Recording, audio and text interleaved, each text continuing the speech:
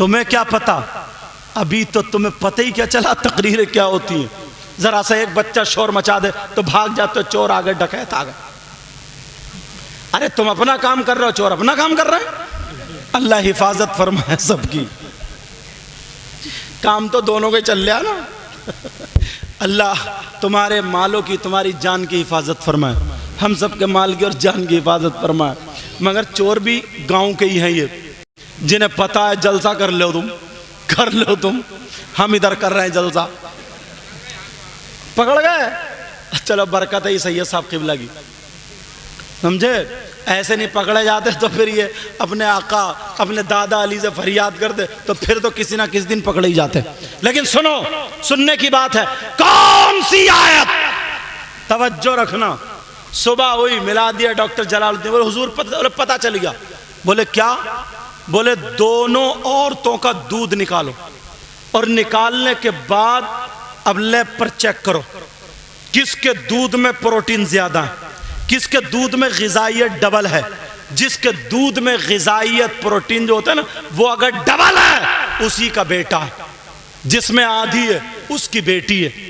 جب دونوں عورتوں کے دودھ نکالنے کے بعد چیک کیے تو ایک عورت کا ڈبل تھا، ایک کا سنگل، یا ایک کا پورا تھا ایک کا آدھا. جس کا زیادہ تھا اس کو بیٹا، جس کی کم تھا اس کو بیٹی. مگر ڈاکٹر غیر مسلم کیسے تسلی کرے؟ انہیں 7 لاکھ روپے کا انعام رکھ دیا، کہا تمہارے بچوں کی ان دونوں کی پڑھائی فری ہوگی مگر تم سچ بتا دو. ہمیں قرآن کو جھٹلانا ہے، ہمیں اسلام کو جھٹلانا ہے. مر گئے جھٹلاتے جھٹلاتے، مگر قرآن آج بھی سچا ہے. قرآن کا لفظ سچا ہے، اسلام سچا ہے، مسلمان سچا ہے، اسلام کو ماننے والا. اب سنو، جب کہا کہ ہاں بتا دو سچ تو جس کی بیٹی تھی اس نے قبول کر لیا کہ ہاں میری بیٹی تھی، ہاں میری بیٹی تھی. اسلام نے بھی وہی بتایا. مگر جلال الدین کو رات بھر نیند نہیں آئی. کہا حضرت وہ آیت تو بتا دو جس سے تم نے چیک کر کے بتایا. وہ آیت کون سی ہے؟ وہ آیت حفاظ بھی سن لے، تم بھی سن لو. میں بتاؤں وہ آیت کون سی ہے؟ اللہ فرماتا ہے بسم اللہ الرحمن الرحیم یوصیکم اللہ فی اولادکم للذکر مثل حظ الانثیین.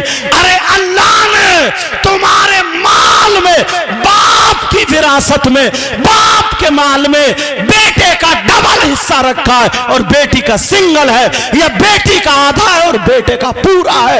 تو جب باپ کے مال میں ہے تو پھر ماں کے مال میں بھی ڈبل رکھا ہوگا. سبحان اللہ سبحان اللہ. ارے یار یہ ہے آقا علی.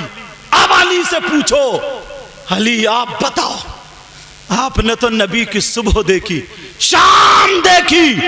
یہ لوگ بیچارے ڈھکیا کے سیدھے سادے بولے بالے، ہمارے قاری انتظار صاحب یا ہمارے امام صاحب قبلہ کا کیا نام ہے، قاری عرفان صاحب اور یا ناظم صاحب، جن کے بھی کہنے سے یہ کر رہے ہیں سیدھے سادے بولے بالے. کہیں تمہیں کوئی رپٹا دے صبح کو، اب ہمت نہیں ہے کوئی رپٹا دے تمہیں صبح کو، سمجھے. دلیلیں اتنی مضبوط دے کے جا رہا ہوں.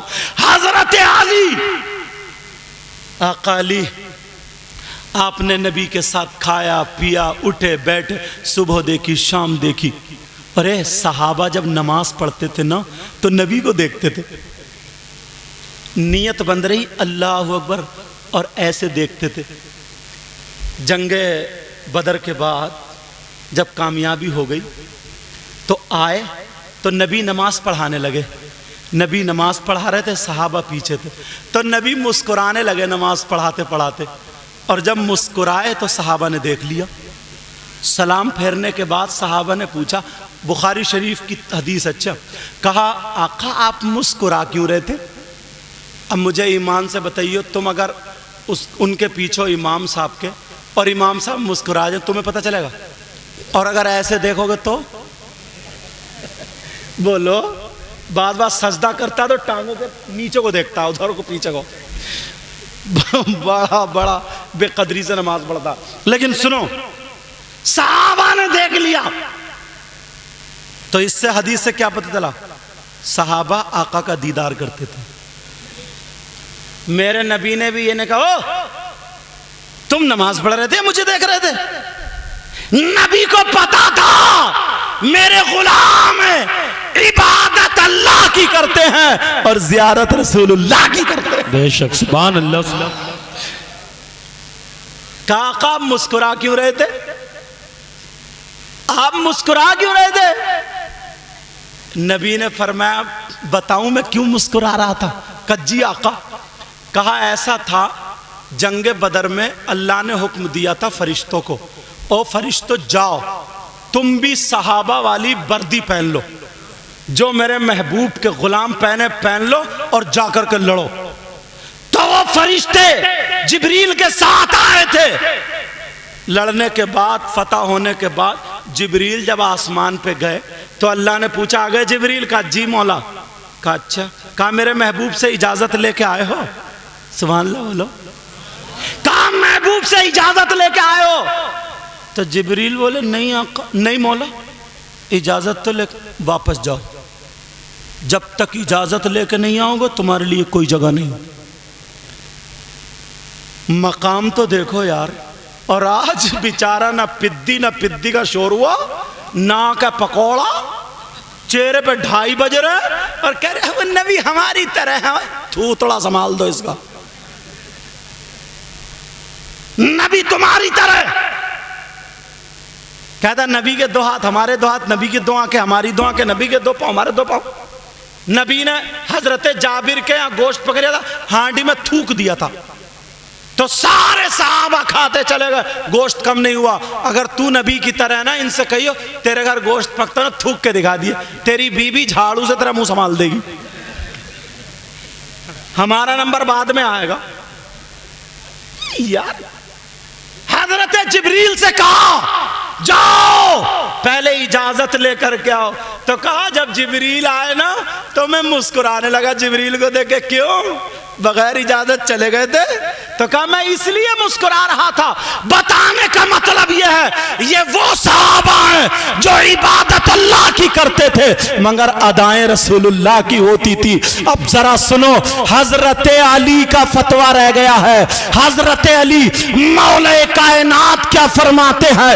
جو نبی کا میلاد پڑھتے ہیں پڑھواتے ہیں، جو نبی کے میلاد پہ خرچ کرتے ہیں، نبی کے میلاد پر تعظیم کرتے ہیں اور کراتے ہیں، سنو فرماتے ہیں من عظم مولد النبی صلی اللہ تعالی علیہ وسلم وکان لا یخرج من الدنیا الا بالایمان. حضرت علی فرماتے ہیں جو نبی کا میلاد پڑھتا پڑھواتا ہے، جو نبی کے نام پہ خرچ کرتا ہے، جو نبی کے میلاد کی تعظیم کرتا ہے، جب وہ جنت سے جائے گا تو ایمان کے ساتھ جائے گا. سبحان اللہ سبحان اللہ ماشاءاللہ. اور کیا چاہیے؟ بات میں بات نکل کے آگے بڑھتی چلی گئی. معاف کر دینا کسی بھائی کو اگر برا لگے، ٹائم زیادہ ہو گیا ہے، وہ تھوڑے چور آنے کی وجہ سے موضوع چینج ہو گیا تھا، ورنہ میرا اصلاح کی طرف چل رہا تھا. چلو دونوں باتیں ہو گئی. اللہ تعالیٰ جو چاہتا ہے وہی ہوتا ہے، بغیر اس کی مرضی کے پتہ بھی نہیں ہل سکتا. سمجھ میں آ گئی؟ اللہ جو بہتر ہوتا ہے ہم لوگوں کے حق میں وہی ہم سے اور آپ سے بلوا لیتا ہے اور سنوا لیتا ہے.